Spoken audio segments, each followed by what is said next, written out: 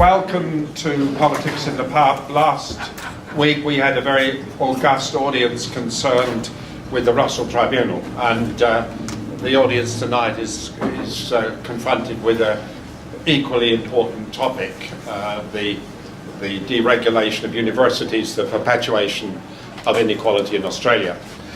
My good friend Dr. Richard Hill, who's flown down here by his personal jet from not sure where and finished up in a crummy hotel, which is all Politics in the Pub could afford to subsidise him. So when I announce, the collection in the interval, I may ask you to give, 20 cents more than usual. Richard's been a formidable writer, thinker, protester about the violence associated with this absurd notion that we should all be deferential to so-called free market economics. This last book, one was called Wacademia. The one that's about to appear is called Selling Students Short. Wacademia was largely a commentary about the wacky nature of management in universities, and Richard's going to be first speaker off the block, and maybe you'll give us some insight into Wacademia. But thank you for being here.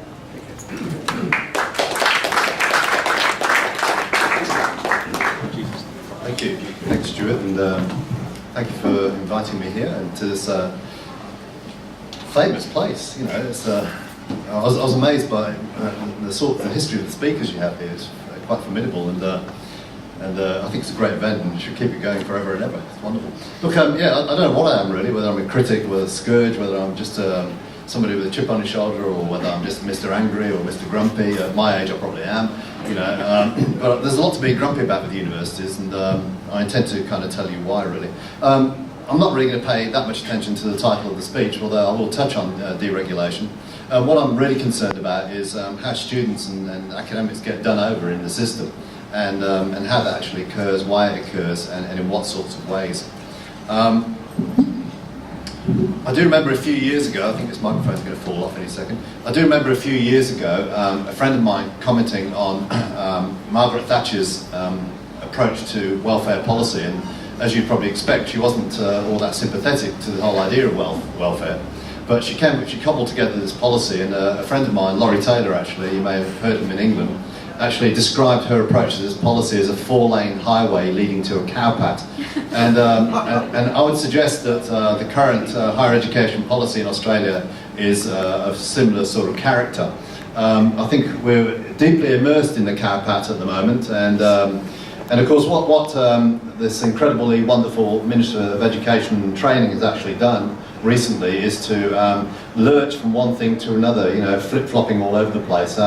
His latest initiative, of course, his latest proposal is to raid the collaborative infrastructure research budget to the tune of $150 million. And today on TV, just before I came out, actually, in my seedy little hotel, I was watching somebody from, I don't know who she was, from the Business Council, raging about why the business community hadn't actually galvanised themselves to advocate on behalf of the protection of these research budgets. But one thing Christopher Pyne is intent on doing is imposing a neoliberal ideology on education, which means essentially privatising education and shifting the burden from public to private expenditure, and particularly by increasing the burden on the backs of poor old students. One writer recently commented that students have actually become like walking ATMs. The ready cash cows, the source that you actually go to, the trough that you stick your nose in to actually get money, to actually sustain this kind of creaking, ebbing system. So concerned are some people with the fact that university vice chancellors and others are ripping off the system and basically exploiting students, that one writer suggested that rather than handing degree certificates to students, we actually should be handing out receipts. And I think it's probably a good idea. Look, it won't actually come as any surprise that the whole higher education reform agenda is in total chaos at the moment. been rejected by, you know, fairly reasonable people on the cross benches, you know, like Jackie Lambie, and opposed by the Greens and Labour in the lower house. We've had various proposals floating around. I'm sure Nick will talk about that. Caps to be placed on universities, which, as the political editor of the monthly magazine noted, means that fee deregulation isn't deregulation at all. That seems to have escaped Christopher Pyne's notice. And of course, Andrew Norton, the great sort of advisor from the Grattan Institute, who wrote that document with David Kemp, the ex-education minister from the Howe government not so long ago, has actually said that fee deregulation is not required at all. So we're in this incredible mess, this incredible deep cowpat, you know, and Christopher Pyne finds himself right in the middle of it. What I want to concern myself with today is the question about value for money. I know it's a horrible neoliberal type question, and if you actually remove the conjunction and it becomes value money, well, that kind of reflects really what universities are about these days. They really do value money, and money is the central preoccupation of the university management administration. As we know, universities are very prone to telling us how wonderful they are. They'll extol the virtues of, you know, world-class universities. They'll talk about excellence, innovation, creativity, and the rest. They'll come up with all sorts of slogans, and I've got a few of them here just for your entertainment, because I do find these absurd and ridiculous and hilarious at times in their intention to be kind of serious market promotions of what universities are about. And as you'll kind of hear from these, that they're not 100 miles away from, you know, the selling of condoms or potato crisps or 4X beer in this particular pub, of which they only have, you know, the gold version. Yeah, that's right, the condoms. Yeah. Well, I'll just throw a few at you here. The Australian Catholic University, of which I'm a great admirer, of course, says, "Are you reaching your potential?" Now, I don't think it's talking about their sex lives in particular, but it's talking about, I don't know what potential, but, you know, let's stay with it. The University of New South Wales, not too far from here, says, "Join the most wanted list," you know, and with all, with all the talk about terrorism, I find that a little bit worrying these days. Bond University, which, you know, is not one of my favourite places on earth, mainly because it looks as if it was designed by Albert Speer, has the logo, "Bringing Ambition to Life." Again, I don't quite know what that means. My son actually went to Bond, and I think he would alter that to "Bringing Ambition to Death," because he left with a great sense of depression about the lack of any real university experience. The Curtin University's logo was when you've gone as far as you can go. Now, you can interpret that whichever way you like, you know. Those with a particularly vivid sort of erotic imagination might go down a particular route, as it were. Charles, that's unintended. But sounds like end of the road material to me. Charles Sturt University, which is not too far from here as well, says, "Curious about your true potential." You know, this is really worrying stuff. The University of Melbourne, of which is headed by our, you know, the wonderful Vice Chancellor Glyn Davis and author of the Republic of Learning, simply says, "Dream large," you know. The University of Western Sydney, not too far from here again, says, "Supercharge your career." Look, these are wonderful sort of evocative, you know, sexy sort of inducements for students to enrol, or not students anymore, of course, are they? They're consumers and customers, to enrol in the new neoliberal university and to enjoy all the things that these campuses offer. But there are a number of problems which I'll just touch on, and I'll touch on these very briefly. I do elaborate on these, and I've got, because my publisher's here, I've got to promote my book. I don't have to, but I'm going to anyway. But it's called "Selling Students Short." It's out in late April, and I expect a posse of vice chancellors, university administrators, and probably some academics to chase me uphill and down dale in pursuit of. You know, with the intention of lynching me, but that's coming about, and that's really about the student experience in Australia. And before I started the book, I knew that things were bad, but when I finished the book, they were a lot worse. So, but what I discovered along the way was a number of things.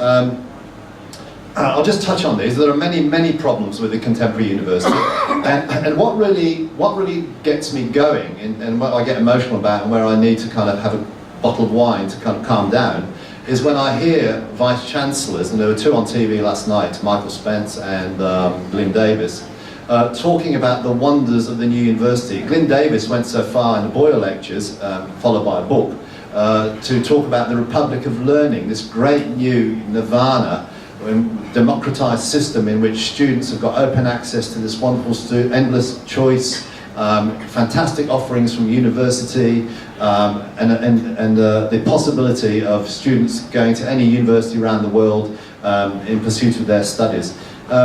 This is all very worrying nonsense, really, when you look at some of the realities. I'll just pitch some of these at you. One of the ones that really worries me is the oversupply of students. Julia Gillard and subsequently members of this government have talked about the need to bolster the number of students, adults graduating in Australia, and how this is going to contribute to a better society. But what we're actually seeing in what is a system of wild capitalism is a terrible lack of planning that has terrible personal consequences for a lot of people, namely students. Now, there are a whole bunch of fields that you can focus on: law, speech therapy, engineering, teaching, nursing, psychology, which is a classic. The list goes on and on of those students who actually graduate with an enormous debt and have got no access to jobs at the end of their studies. In fact, if some universities were subject to the rigours of the Trades Description Act 1974, they'd be probably taken to court for misleading advertising. My son's graduated from Bond University. He's accumulated a $110,000 debt. He's now gone off to Vancouver, thank you very much, trying to hide, and I don't blame him. But the end result of this story is that he'll never get a job in law because his degree, he got a sort of just scraped through, didn't get it. But he's one of thousands of law students who are seeking jobs in a diminishing job market. And employers know this, universities know this, and they still carry on recruiting people. This is quite a disgrace. The other evidence that's coming out, and I document this in the book as well, is the evidence coming out through employer surveys. Employers telling us at length how disillusioned they are with students graduating, often lacking some of the most basic skills.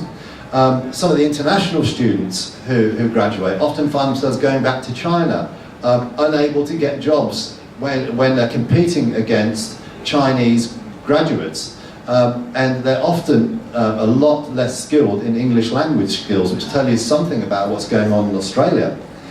There is also the fact that students suffer terrible poverty. Now, this was documented in a 2012 report by the Centre for the Study of Higher Education at the University of Melbourne. 60 to 65% of students regarded as being in a state of income deficit. 60% receiving $20,000 or less, 25% receiving $10,000 or less. International students, about 35% receiving less than $20,000 a year, and often ending up in the shadow economy in illegal, casual jobs.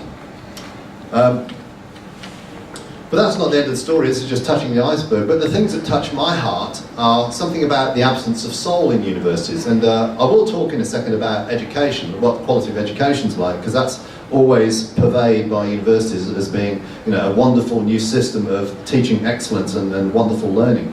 But the thing that touches my heart is something about the experience of university. For those of us who, like I did, went to England, experienced free education, 3 or 4 years, 2 years on campus, really enjoying the benefits of university life, learning far more out of the lecture theatre or tutorial room than I ever did in them, but benefiting through great scholarships, more tutorial classes, fantastic access to academics if you needed it. What do we actually see now from all the evidence in universities? And this evidence is often covered up very, very cleverly by university authorities and never given the reportage that it actually requires in newspapers like the Australian Campus Review, bless it. The first year experience survey is conducted every year. There's about 2,500, 3,000 students, not fantastic numbers, but big enough to tell us something about this cohort of students. And they're saying that 1 in 4 have said they felt lonely, 1 in 5 feel isolated, and over a quarter say they can't identify with their institutions.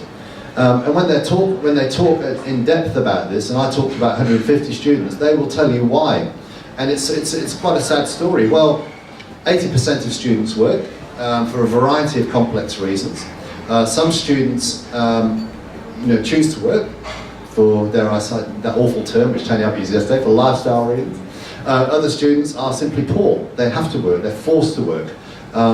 And obviously this has, for those of us who teach at universities, we know that those students who come in and are flopping around and not paying attention, or more into their iPhones or whatever it might be, part of the reason for that might be that they're actually tired and exhausted. And this particularly applies to a lot of international students who, I've said earlier, are often required to engage in sort of long hours of work, often up to 17 to 20 hours. And I've met these students and talked to them, and they say that this is the bane of their lives in terms of their education. It certainly doesn't make for a fulfilling university experience. The other thing that's happening, of course, is various vice-chancellors, Professor Ian Young at the ANU, the ex-vice-chancellor of the University of New England, both of whom have actually called for, in effect, students to actually be removed from campus, for campuses to be reserved for basically research activities, and that all students, postgraduate and undergraduates, by and large, should actually go online. And they're suggesting this as a policy. Don't believe me, just have a look at what Ian Young has been saying recently. And when I've got a whole chapter on the experience of online education, and it's pretty awful for a lot of students. Haven't I got 5 minutes? Okay, I'll whiz through. I could talk about this for hours. But look, you might not know about this study, but this study is one of the most remarkable studies that's emerged in higher education. It's the student conducted by the National Union of Students, and they interviewed 6,500 students in 2012, and it makes for stunning reading. I actually recount some of the main findings in the book, and look, there's all sorts of things, overcrowded tutorials. Last year at the university I teach in, I taught a first-year psychology unit, God knows why. And I had 60 students in a 1-hour tutorial, and nobody in the school thought there was a problem with this. Until I started sort of galvanising the students to take some kind of protest action. Large classes, lack of access to staff who are too busy to talk to them. But we see in the new nirvana, the new Republic of Learning, this great new university neoliberal system, all sorts of other things which are rarely acknowledged, but which students talk about. Flooded classrooms, leaky roofs, cracked windows, uncomfortable wooded seating, lack of laboratory equipment, dirty and hazardous laboratories. They also talk about lack of campus life, terribly expensive textbooks that none of them can really afford, a whole host of fees and charges. Now, I've actually covered this in the book as well. Did you know that some universities, if you want an essay remarked, you will have to pay $50 for the privilege? This is actually true. It actually operates in several universities. Fees and charges are very common. They're a great income-generating, revenue-generating scam on the part of a lot of universities. For those of you who try to park in university car parks, you'll know what I'm talking about. Yep. But one of the saddest things, which, and I can only touch on this very briefly, we might have a discussion about this later, is not what's happened to university in terms of a sense of community, let's call it that, a sense of belonging, a sense of attachment, a sense of being valued as, having time and space valued, being given the opportunity to spend time with others, to learn from other people from different cultures. But one of the saddest things for many people is what they feel universities have become is rather like a drive-through facility where they're being shunted through in order to achieve jobs. Job readiness and job preparation and careerism are at the heart of the neoliberal universities. They're core to its agenda. Look, I'm just going to read the last part because I don't want to intrude on Nick's time, but I'm just going to finish with something I'm about to write for an article. It's literally 2 or 3 paragraphs. But the irony, of course, given I've just touched on some of the negatives of the contemporary university, neoliberal university, they actually want students to pay more money. They want to deregulate fees, and the vast majority of vice-chancellors want this. Only one exception, the commendable, wonderful Stephen Parker from the University of Canberra has raged against his colleagues and is now refusing to be an active member of the G8, sorry, not G8, of the University of Australia. But they want students to pay more money for this privilege, apparently. So I've said, it seems that the only people who support the deregulation as proposed by the coalition government are, yes, you guessed it, the coalition government. Its ideological supporters in think tanks and the Fourth Estate, shock jocks and a conga line of highly salaried corporate CEOs, otherwise known as vice-chancellors. Many of these supporters, possibly excluding vice-chancellors, also believe that climate change is a dastardly left-wing conspiracy to topple capitalism, that coal is good for humanity, and that Frederick Hyatt and Margaret Thatcher have passed through the pearly gates into a neoliberal heaven. It simply isn't true. Thanks.